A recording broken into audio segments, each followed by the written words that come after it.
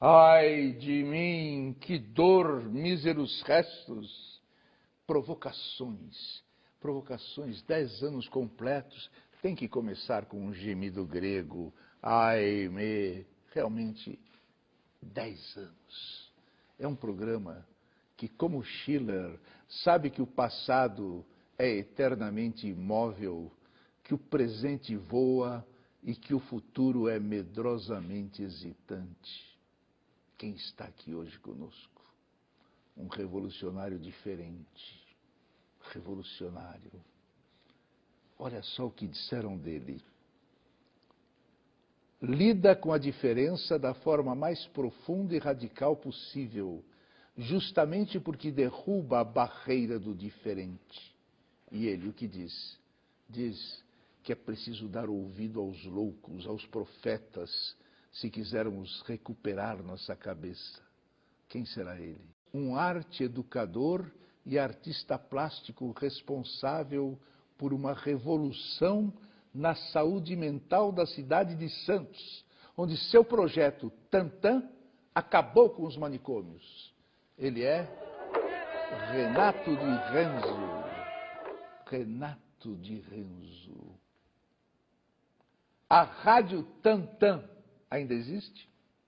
Tá aí um Rádio Tantan, um programa que dá ouvido aos loucos e aos profetas, né? A Rádio Tantan hoje não existe como rádio.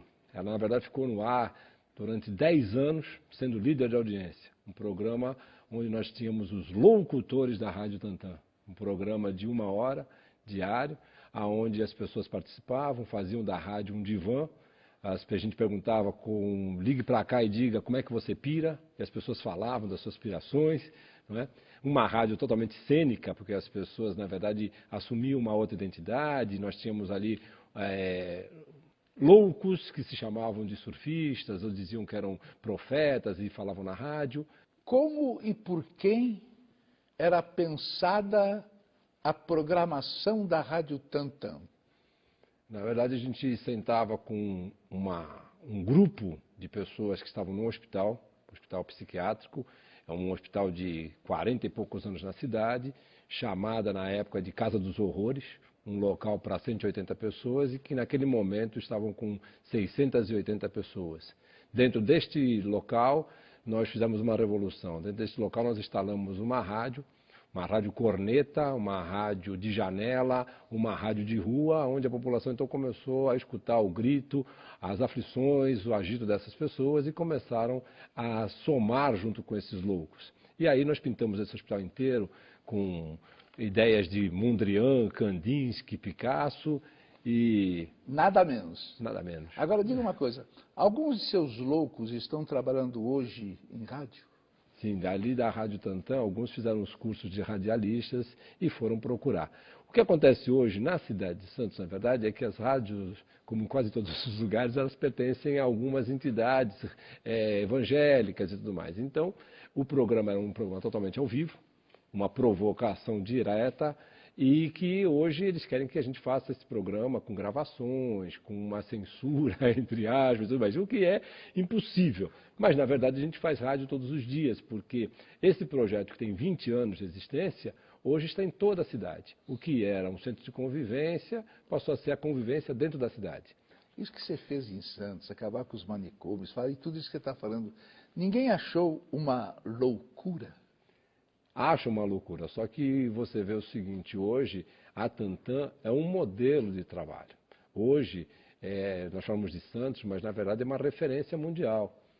O que foi feito ali, hoje nós temos não sei quantas rádios pelo Brasil, nós temos a Colifata na Argentina, nós temos rádio na Espanha, nós temos hoje um trabalho de comunicação e loucura muito grande por todo o mundo. No Brasil tem muitas? Tem muito. No Brasil hoje quase todas as cidades que têm o seu NAPS, um Centro de Atenção Psicossocial, tem uma rádio. Porque o que foi ali? Ali foi dar voz aos loucos. Ali foi exatamente fazer com que as pessoas pudessem participar. Foi como a sociedade não conhece quem está dentro de um hospício, e o hospício também não conhece mais a sociedade. Então foi uma forma de apresentá-los, fazer uma reapresentação. E eu sempre dizia o seguinte, pior loucura, pior hospício é quando você vem caminhando na rua e todo mundo atravessa para o outro lado da rua. Esse é o hospício sem muros, que é um pouco o que a gente enfrenta hoje, a nossa sociedade. Como e por que aconteceu essa sua intervenção na saúde mental de Santos? Uhum. É bem interessante. Eu saí de Santos em 69. Vim estudar em São Paulo, tive uma participação com Zé Celso, comecei a estudar com Naum, Alves de Souza. Fiz, os grandes. Os grandes. Trabalhei com Antunes Filho muito tempo, nos figurinos e cenários de Antunes. Trabalhou com os loucos. Com os loucos. E um dia eu falei para o Antunes, agora estão me convidando para trabalhar com louco de verdade. Por que convidaram você? Eu sou de Santos, mas eu vinha fazendo um trabalho de escola, um trabalho com grupos de adolescentes, com pessoas de fábricas, pessoas de operários, e uma psiquiatra tinha conhecimento desse trabalho e falou, eu conheço uma pessoa que faz esse trabalho. Me convidou sem saber que eu era de Santos. Mas o que me fez ficar em Santos foi, na verdade, um colega de infância, porque na infância, quando a gente brincava de bicicleta naquele bairro, esse meu colega falava o seguinte, olha, se você continuar desse jeito, você vai acabar aí no Anchieta. No hospital. Então eu falei, olha, eu vou fazer cumprir a profecia do meu colega de infância. Então eu fui de corpo e alma e, na verdade, tinha muita carência, muita coisa para ser feita. E esse trabalho de escutar as pessoas, de poder ouvir as marcas e tal, e transformar isso numa produção subjetiva de desejo, era esse o nosso trabalho. Você sabe que em Paris eu tive um amigo que era enfermeiro de um hospital de loucos. E depois de uns 6 meses, ele já não sabia mais se ele era enfermeiro ou um louco. Isso é... Coisa mais alucinada. Agora, o que é um doente mental? O que é um doente mental?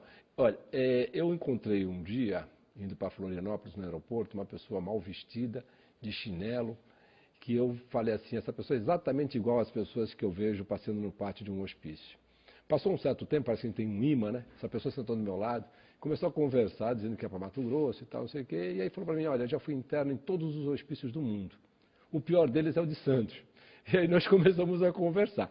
Nisso eu perguntei para ele assim, bom, Luiz, eu vou embora. E falou assim, você está curado? Ele falou assim, estou curado. Me dá a dica. Assim, meu pai faleceu e deixou a herança para mim. Eu deixei de ser louco, passei a ser excêntrico.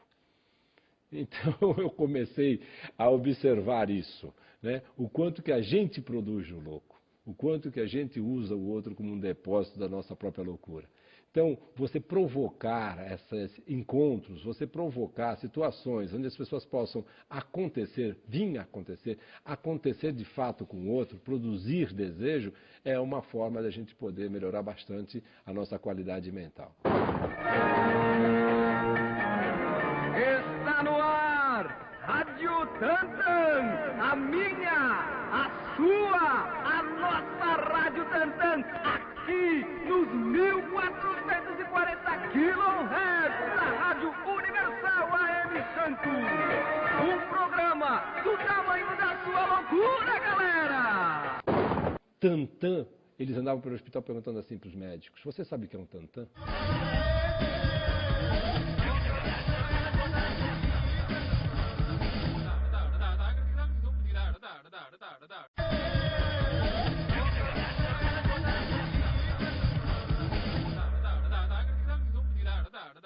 Devemos tirar a dor da loucura, não a loucura em si.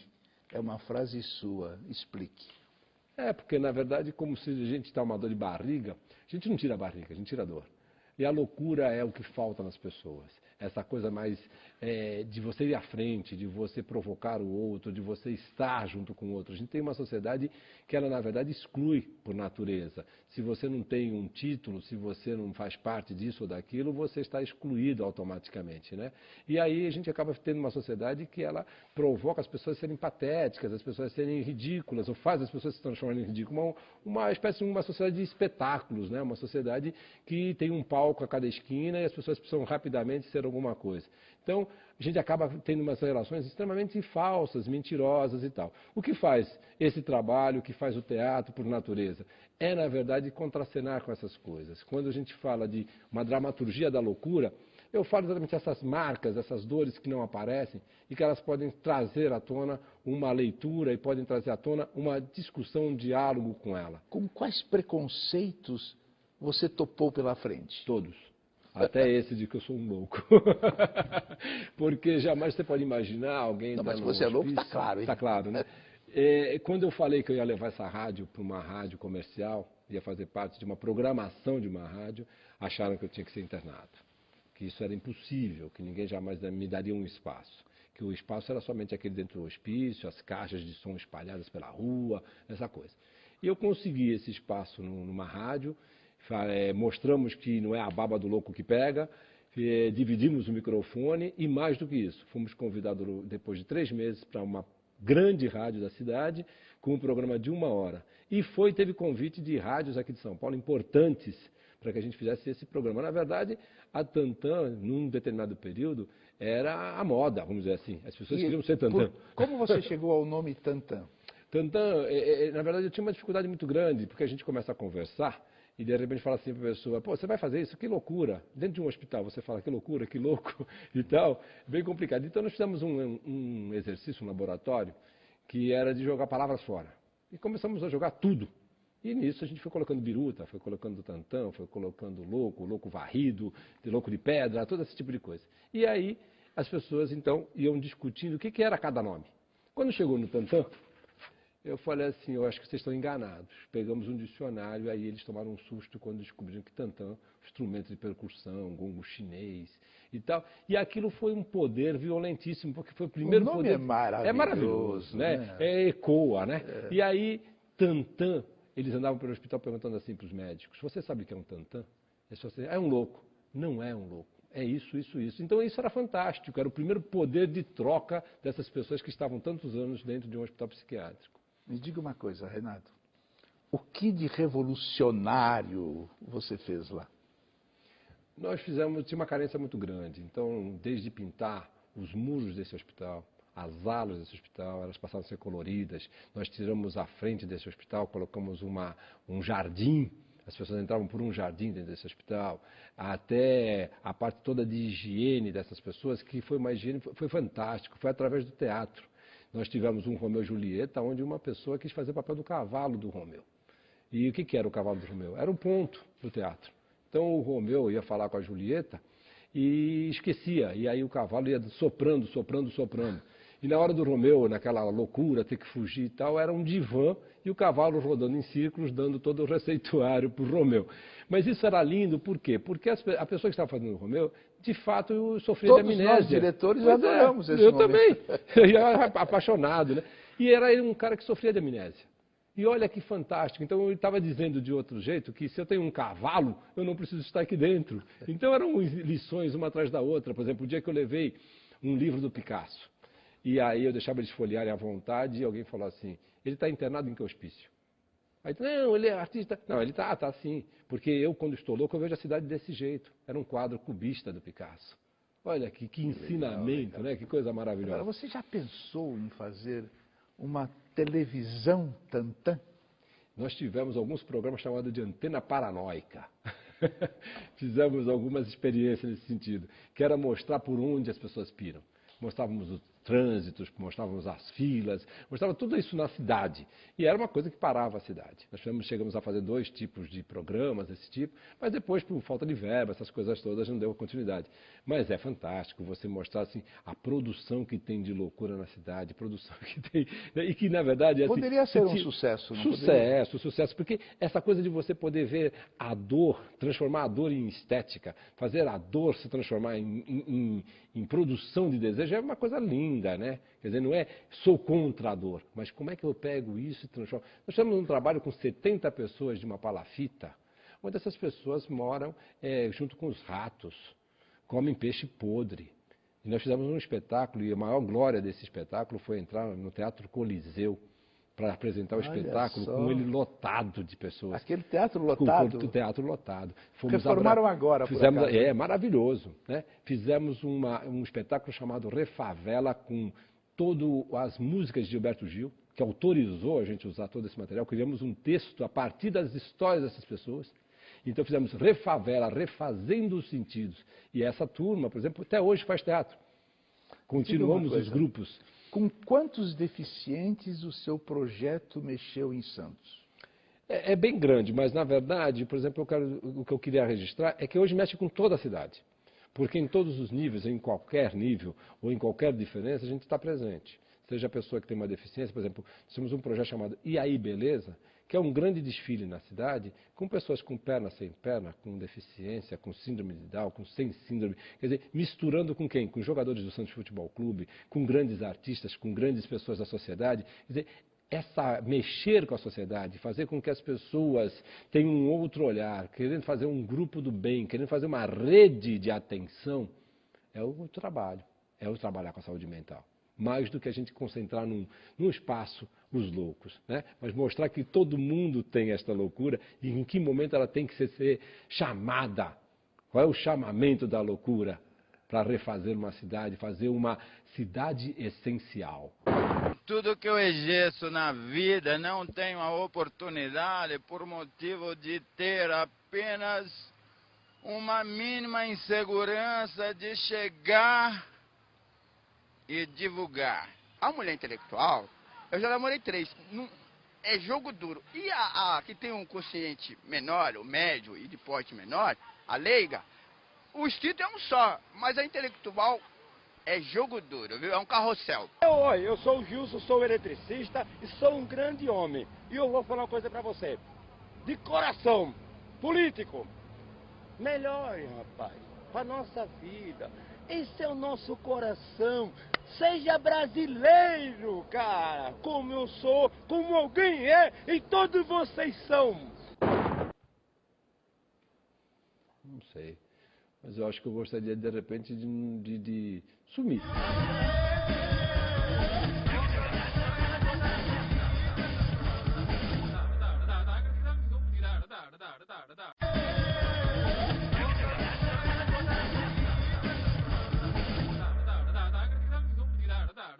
Eu vou fazer uma pergunta para você para eu poder ir me internar. Como estão lá as coisas hoje, depois de 20 anos? Uhum. Nós temos um trabalho bem grande, nós temos hoje um café-teatro chamado Teatro Holiday, que toda semana reúne mais de 300 pessoas, então são mais de 2.500 pessoas por mês nesse local. Toda semana é um grupo grande de pessoas da população. Um local que é, na verdade, uma grande festa, um grande encontro, onde as pessoas são servidas, muitas vezes, com pessoas com síndrome ou com pessoas que saíram do hospício sem elas saberem, que estão dançando, que estão servindo, que estão trabalhando e tudo mais. Esse local não foi pensado em ser um bar, não foi pensado em ser um restaurante, muito pelo contrário, mas foi uma ideia de concentrar as pessoas em festas, em acontecimentos. Aí algumas pessoas chegaram lá e falaram assim, algumas pessoas de teatro, falaram assim, Renato, você tem o maior palco aberto, você tem o maior laboratório sem muros, porque as pessoas chegam, tem guarda-roupas, ou então figurinos, as pessoas se vestem.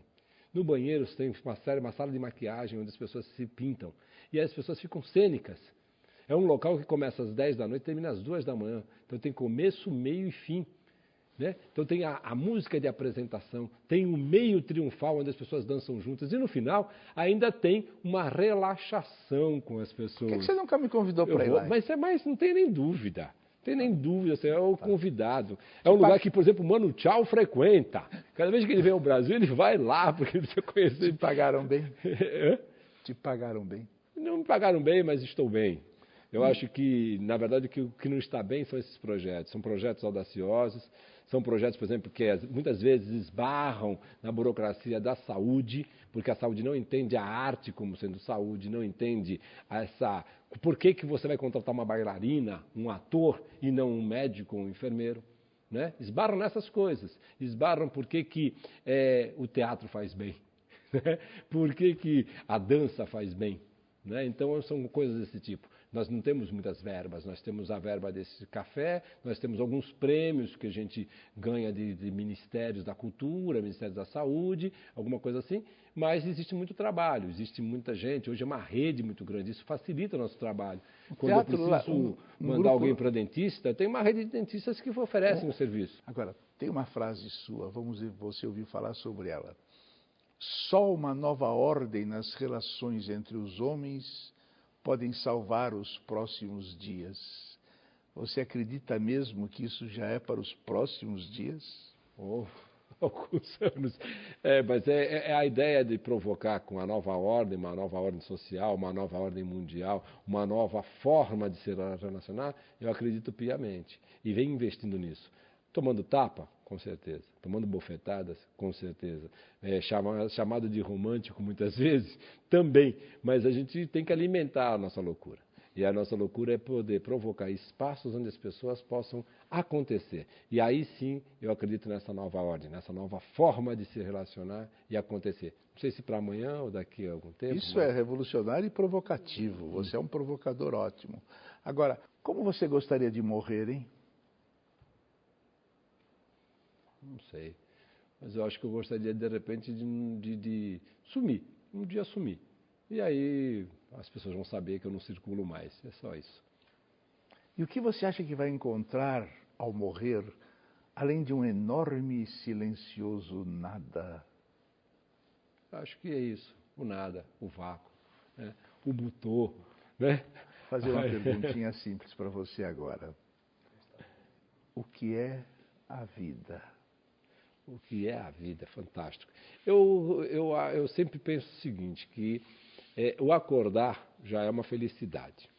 Aí eu construir esse dia, sem ter um projeto, sem ter um esquema, sem ter isto ou aquilo, é fantástico. Lógico que a gente precisa ter os nossos compromissos, lógico que nós temos uma série de tarefas e tal. Mas se a gente consegue fazer dessas tarefas sempre momentos prazerosos, sempre momentos de encontro, de conhecer pessoas novas, que eu acho isso fantástico, conhecer a cabeça do outro, né? Conhecer as provocações do outro. E provocar, eu sou um provocador mesmo, cutuco muito, brinco muito com as pessoas, exatamente para que esse lado do riso possa brotar, possa acontecer. Acho que por aí a gente vai, a gente faz essa vida. Para você a vida não é uma causa perdida? Não, acho que não. Tá. Embora muitas vezes esteja até aqui. A felicidade não é uma ideia velha? Não é não.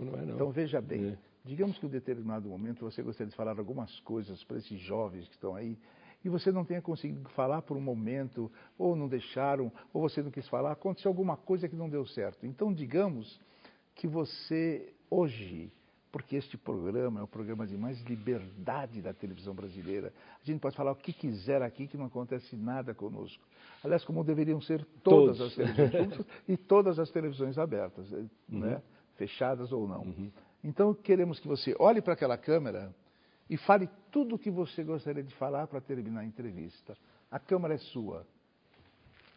Vou falar aqui assim, antes de mais nada, levante a bunda daí e caminhe. Vou dizer uma coisa que eu sempre digo para esses jovens, que ser verdadeiro, o verdadeiro homem, jamais fica pronto para ser inaugurado. Acho que é isso, esse é o ponto principal da minha fala. Tá bom, então você agora me dá um abraço, que a coisa mais falsa que tem aqui é o abraço, o resto não é falso.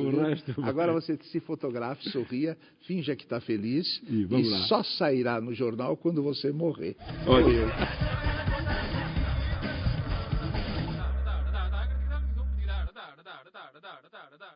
Não basta fugir. É preciso fugir no bom sentido. Fugir do tédio, da fome, da guerra. Não se deve fugir excentricamente. É preciso fugir concentricamente. Fugir o mundo para poder reinventá-lo um dia, quem sabe maior, mais verdadeiro, mais essencial, mais justo.